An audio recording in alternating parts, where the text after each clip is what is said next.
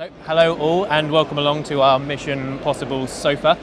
It's kind of our Graham Norton-esque area where we grab a couple of the speakers throughout both days at Edie Live and just get them to kind of reflect on what they're here to present on and also just some of the sustainability trends in the UK. And so thank you each of you to join me today. So we have Shamit Gaiger, Director of Strategic Advisory for Aecom. We have Ben Goldin, Director of Energy Efficiency for the Department for Business, Energy and Industrial Strategy, and Frank Askov, who is the Senior Energy, Climate and Environment Policy Advisor at Make UK. So again, big thank you to all for coming today. I want to start with you, Frank and Ben. You were on this morning's session on the Energy Theatre. It was all about the kind of 2019 UK energy policy update. So, I mean, what happened in that session? What was the kind of big key takeaway that both of you thought was noteworthy?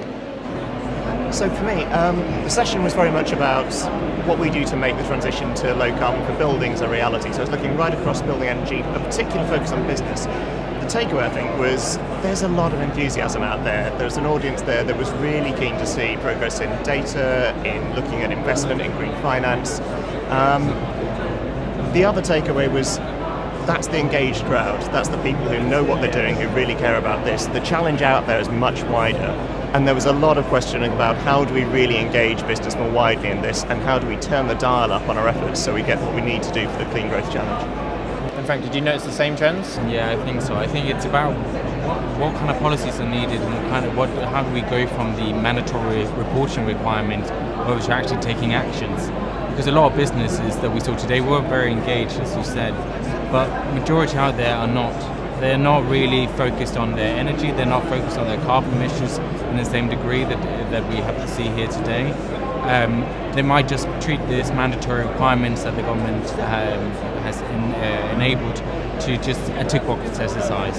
So how do we move from that then to enabling to take actions and also ensuring that they still can be competitive with their competitors abroad? Because that's quite a challenge as well in kind of decarbonising, is doing it in a way that doesn't really add too much cost to businesses. Yeah, so it sounds like innovation in that sense is going to be quite a big unlocker to that. And Shamit, that's where you came in. You were on the Innovation Theatre this morning. I'd like to get your kind of key takeaway from the session you were in as well. So quite an interesting session. We had three people who spoke on different kind of aspect of innovation and how you make that a reality. So particularly I think the key messages were fundamentally, how do you share the risk between the private and the public sector, and what does that look like? You know, how do we align the same objective between the private sector and the public sector, where profit isn't necessarily a bad word, but at the same time, how do we see innovation and social economic benefits in the wider kind of society?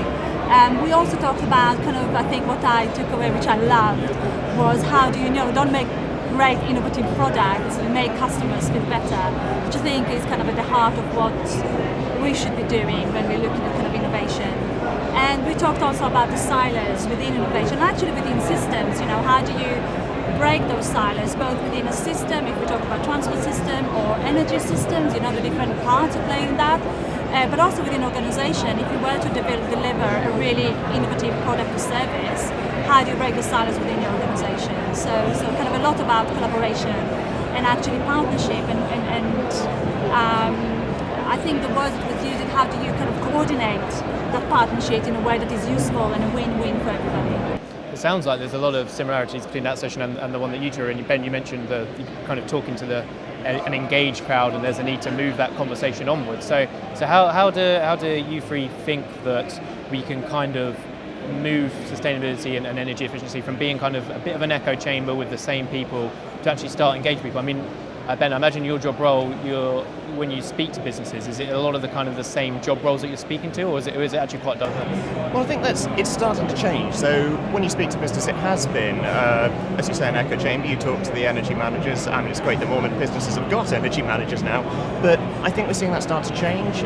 Some of the new rules and requirements we've brought in, like streamlined energy and carbon reporting, is starting to push this up onto the board agenda to engage at that level. The other thing that's really changing the playing field is the advent of green finance. So I think businesses start to see this as an investment proposition, to see climate as a risk in itself and exposure to that as being a risk. So this is starting to climb the agenda. I think we are starting to hear from a different crowd, from different people. We need to keep that going, and actually I'd agree that innovation is a really important part of how we do that, how we pull down cost, how we make this sort of link up across sectors and across the whole of the energy system. Particularly when we always talk about energy as a resource, water as a resource. Increasingly we have time as a resource that we are running out of. So innovation, if it has a potential and the collaboration of speeding up that process in upscaling, then that I think is hugely important. Frank, would you agree with that as well? Yeah, I think so, but I think also we have to look at this it's a very broad challenge, and there's a lot of different companies out there. When you look at how SMEs engage on the energy and the market, innovation market, versus how big, large multinational companies engage with it, and what kind of percentage of energy use they are. Because we see some companies where it's a few percentage that they have and doesn't really matter as much for their bottom line. And then we have other companies where, such as the steel sector, glass, broader manufacturing, very energy intensive, where it could be up to 30% of their costs. So energy really matters for them. And because they are such trades exposed, their level of engagement is they're very, very engaged, very, very keen to manage their cost, and want to engage in the energy efficiency market, want to bring down their energy costs. But it is very challenging because in such a competitive industry and such a competitive market, unless you can have a payback period of less than 2 years, you simply don't install energy efficiency measures. You cannot do it. It simply is not feasible. And then other investments they'll win out, and you won't really engage in the same way. So there is really a need for government intervention and government engagement in this to help industry meet those targets, reduce their energy consumption and exposure to cost as such through energy. And we're kind of having this discussion against a really interesting backdrop at a national level. The CCC's report on the net zero target, the kind of various declarations of a climate emergency as well. So it seems the narrative is there for this engagement to be where it is. But in terms of actual next steps, what's the kind of biggest step do you guys think that businesses can actually start to take to, it doesn't have to be a net zero target, but certainly push towards that trajectory? Ben, perhaps if we start with you? Well, the biggest step businesses can take, that's a hard one to answer because it does depend enormously on which sort of business you're talking about. What we'd obviously love to see as we push towards 2050 is businesses taking the step to go all the way to zero carbon, which we need to do for the business sector, for the residential sector, for the entire built environment. So it's going to be a mix. It's going to be taking the next step on energy efficiency. For some, it will be switching to low carbon heating and fuel sources. It will be decarbonising the transport fleet. So I think we'd like businesses to be looking across the board at what opportunities really work for them. You mentioned the CCC report. I think there's a big challenge in that. There's also a really encouraging message in there, which links back to that theme of innovation. So one of the things the CCC pointed out is, if you look at the cost of net zero, their analysis shows that's 1 to 2% of GDP. Now, it's the same as the original estimate that Parliament had in front of it when it approved the 80% target in the Climate Change Act.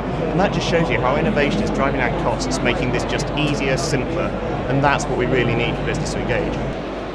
Shamit as well? No, I couldn't agree more. I think for me the next thing is to, if you have the right policy drivers to create the right incentives in the market, you've got the right technology to drive down the cost, and you then scale it up through procurement and through the market.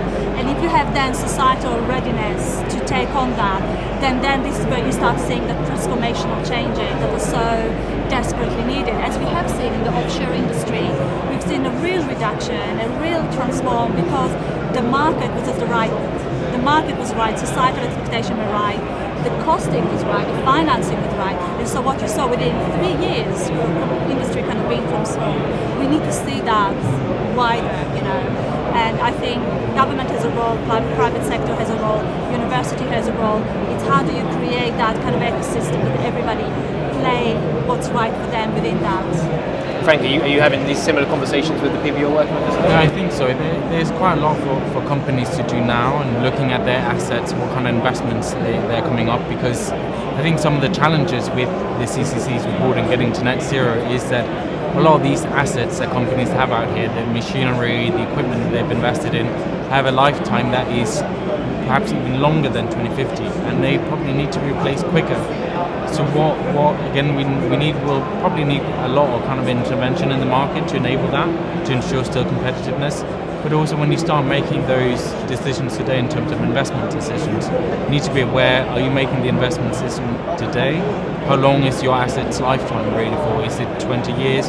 Is it 40 years? If you're looking at something as a 40-year lifetime of the asset, you really need to consider, can it change into kind of using hydrogen, for example, if it's gas driven?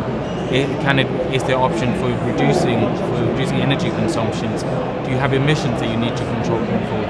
And all those kind of decisions and risks assessment really needs to be made today to be aware of your future risks and the future kind of choices that you need to make in a net zero world.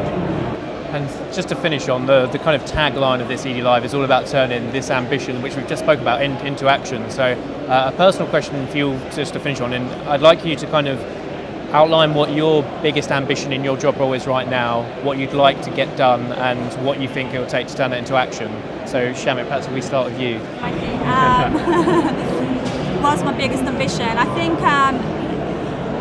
enabling government and private sector to work better together. So private sector playing its role in terms of this risk sharing, the injection of cash, the delivery, doing what's right for them, and at the same time delivering government goals which are around social economic benefits. I think that would be a really great way. Good stuff. And Ben? For me, it's a pretty straightforward answer. My ambition is to get the entire built environment to zero carbon to 2050, and then what do we need to do next? We need to set out the detail of exactly how we get there. I definitely look forward to hearing about how that's going to be done as well. And Frank? I think we also need to look at the cost to businesses in terms of being able to make these investments, because a lot of companies are very keen to make them when you look at the energy intensive industries, but don't have the capital to do so, and so you need to look at the cost of energy really. And I think from my perspective, I'd like to see if we can reduce the cost of energy for very intensive industries, as they're paying up to 50 or 100 or 10% more than their competitors in Europe. So if we can lower the energy cost for them, they can make the investment in energy efficiency measures. Great stuff. Guys, thank you all so much. Really engaging chat to start off with, and you've given our other Sofa guests a lot to live up to, so thank you so much for your time again. Cheers.